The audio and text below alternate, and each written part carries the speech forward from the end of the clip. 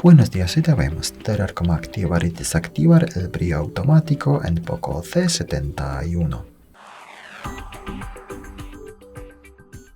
El brillo lo puedes ajustar manualmente desde el centro de control. Es súper fácil y rápido desde aquí.